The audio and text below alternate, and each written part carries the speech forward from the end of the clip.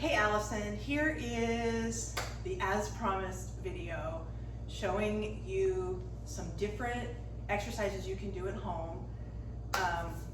I'm going to be focusing on basic compound movements, squat patterns, a hinge pattern, push pattern, and a pull pattern. And then I'll talk just very briefly at the end about things you can do at the end of your workout or throughout the day, and a little bit about programming these things. But of course, if you're interested, I'm very happy to send you a program. So the first one we're going to do is the hinge pattern. And if you're in the gym and you see people working out, a lot of times that looks like a deadlift. So bars on the ground, we'll walk up, bend over, pick it up. And you can do that either with your feet close together, that's called a conventional deadlift, or with the legs apart like this, that's a sumo deadlift. It's really a matter of personal preference, although I'm starting to believe that starting with a sumo pattern probably helps us develop some of that hip and glute strength that then translates into the conventional pattern. But really, it's just up to you. And the way that we do this with kettlebell, just excuse me here, is we will just set our kettlebell. You could use a dumbbell turned up on its end, a barbell, okay? And I'll show you a couple other variations if you don't have any of this. But you're just gonna put the kettlebell, line up the handle about mid-foot, and then we just hinge back. I have learned how to do this and I still do it. I actually take my hands and I push them into my hip creases and I push back. And a good example I like to use is if I have an armful of groceries, I'm just gonna push back to shut the door if I have to shut the car door with my butt, okay? Looking from the side, your shins are gonna remain pretty vertical on this, okay? So you're pushing back, back, back, back, back. And then do this exercise from the side. Push back, you grab the handle. I like to pretend like I'm breaking that handle in half. That really engages the lats. And then we just stand up, okay? Put it down, okay? And then we stand up. And you should feel this in your posterior chain, so your hamstrings and glutes. I like to kind of almost imagine I got a car jack under my butt, and I am using that car jack to not only lift up, but to also get my butt back under me, and I squeeze it hard at the top. We're also gonna squeeze our abs at the top, and you're gonna tighten your quads. The best way to breathe is you just take a breath.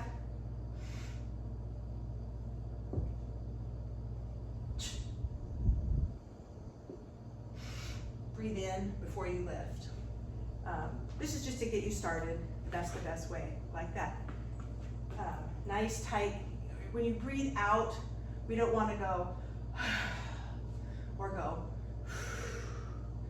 Maintain the tightness, and at the top, just take a nice or okay. That's going to protect everything. So if you have kettlebells and you want to start with them, that's great. If you find you do not have the mobility to get down in that position I showed where your shins are still vertical, all you have to do is just find something to elevate the kettlebell a little bit. And over time, your mobility should improve. You can do some stretching, work on those hamstrings, work on tight hip flexors. We just go like this. We just push through our feet. It's a great movement for building strength. But if you don't want to start with that, we can also find something to hold. So a lighter kettlebell or a dumbbell, and you can actually just hold a kettlebell like this.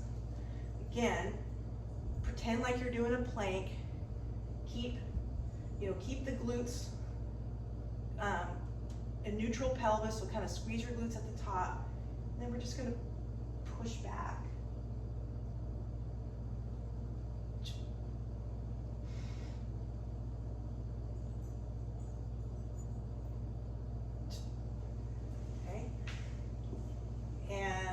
another way to do that hinge. You won't want a super heavy weight with that because you're gonna wanna be able to hold it comfortably. And I would say your rep range on these should be about 5 to 6, okay? If you're just struggling getting that hinging pattern, maybe you're trying this and it's just feeling weird, grab a dowel, just have a piece of PVC here, and hold it. Philip would remember this because I made all the high school kids do this. You're gonna have it so it's touching your head between your shoulder blades and your butt. Stand with your feet a little more than shoulder width apart, and just practice putting your butt back, and it's gonna maintain those 3 points of contact, head between shoulders and butt. And this will give you a really good idea if you're getting the hinge. If you're squatting too much, okay, it's gonna come off your butt. Okay, so if you're actually doing a squat, I have a hard time just doing the squat with it, but it stays on my butt. But if you're squatting with your knees more than pushing back with your hips, it'll come off. The other thing is people sometimes get a little tippy bird where they don't bend their knees enough.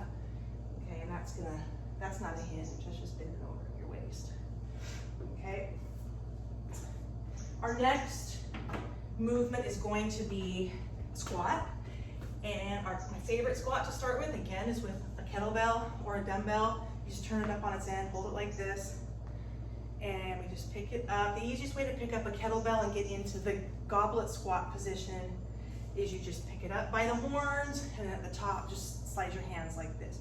You want the ball of the kettlebell to be down, the handle to be right at your chin level. Okay, and for this one, we just squat down. Okay, and you'll notice that little grunt. Those are actually really important. That's not just, gym bro making noise. When I do that, I'm pressurizing and I'm protecting my spine. It's also giving me some core strength, and overall it's gonna help me be stronger. So breathe in, I like through the nose. Up. Okay. That's a basic squat. If you're not comfortable with that to start, great version. It's just a good old box squat. And we just squat to the box and up. When I'm doing this, I'm doing the same pressurizing. Okay. Making sure I stay tight. I'm not getting a lot of momentum. I'm not going, okay. Nice and under control. You could hold a weight for that. Do that a few weeks and then progress to your kettlebell. Those are our two lower body movements. We have our hinge and our squat. And then for a press, my favorite, and you can do this at home, you can progress this for years, is a push-up. And what I see a lot of people, especially women, do is they really don't have a good push-up. That's fine.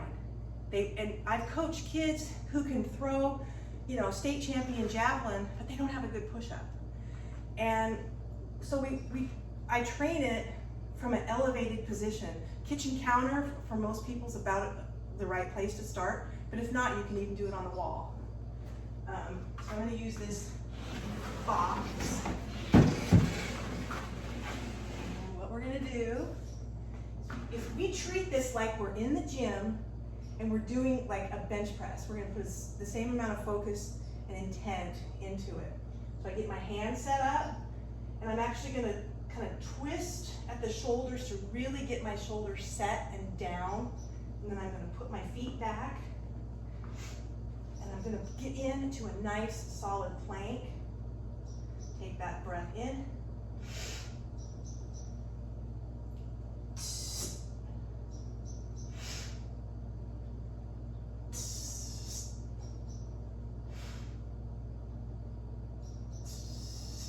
Okay, and again, sets of 5.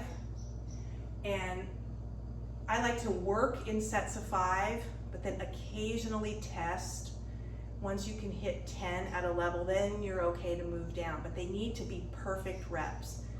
And this seems kind of boring, but believe me, you can train at a level working your way down, and you're building super solid core strength and real strength, as opposed to just, you know, kind of slopping out some reps like this that really aren't doing much good. As far as elbows go, I'm not flaring like this. I'm keeping everything tucked in. That's gonna help with the triceps, okay? And you're gonna feel these muscles again, your lats. These muscles, the lats get used on pretty much every exercise you're gonna do, whether upper body or lower body. So we really wanna focus on pulling ourselves down.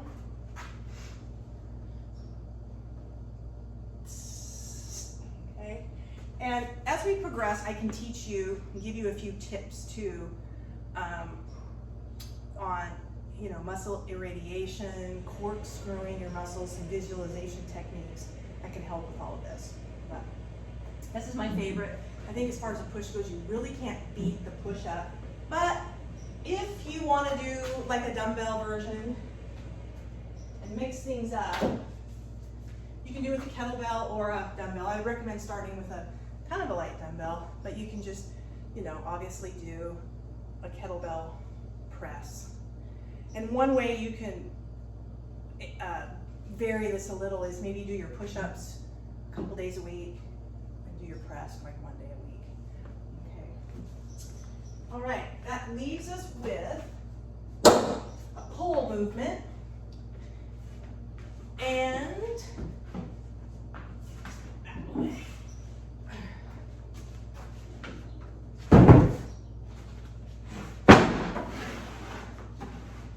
I'm gonna move my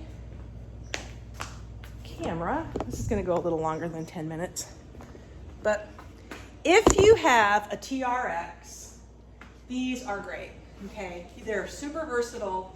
There's a lot you can do, and I think they're awesome for a pull, okay? You can just do like ring rows, like this. These are great. You can throw this in your bag when you travel. The TRX website, you know, when you buy one, you get to join. There's all kinds of workouts. Again, I'm focusing on strength. I'm not doing any HIIT training here, but these are super versatile and very well made. I've had this one for years. But if you don't want to invest in that, and you do have dumbbells, kettlebells, whatever, the basic kettlebell or dumbbell row, again, it's an awesome exercise. And I'll show you this way. I like to set up, pardon my video skills here. I like to set up. I like to get my toe, the kettlebell right near my toe. Again, engage that core, tip over, grab the bell, square your shoulders, and then just do a nice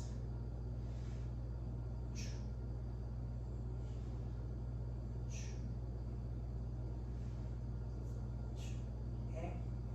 Again, do that with intent. I like this version where the kettlebell is out by my toes and then I pull it in, pulling that hand up to my ribs. I just feel like it engages those lats again. The rows are super important. Many people neglect the rowing motion. You get a lot of problems when you're sitting, typing, everything gets kind of like this. If you incorporate rows, you're going to be able to kind of sit up. You're going to have a lot better posture, a lot less upper back pain, neck pain. It's really good for the shoulders. A good rule of thumb, if you're going to do sets of 5 on your push, I like to do a little bit more on my pulls, maybe double it. So a little lighter weight, but we're going to double the reps, okay? But not fast for time. We're going to do them all with intent. So that's a couple versions of each big compound movement. Most people have something in their house where they can do this. And when you're done, a great thing to do, I know you talk about doing your Peloton, and that's awesome, keep that up. But one great thing to do when you're done working out with your weights, if you just want to add a little bit, just grab those kettlebells you said that your husband has. You can grab either one or two. They don't have to be the same weight. And just find a place where you can walk down and back. Walk down, walk back, set them down, rest a bit. If it's winter, you don't want to go outside, just do some marching. This isn't intended for you to get out of breath. It's not intended for you to get exhausted. It's just working on some of that grip strength. You'll find when you carry heavy things like that, you're again going to be engaging your midsection. So that's a nice way to finish things up. I'm going to put this on YouTube and I'm going to send you the link. If you have any questions, let me know. If you're interested, I'm happy to write you a program. And if you're like,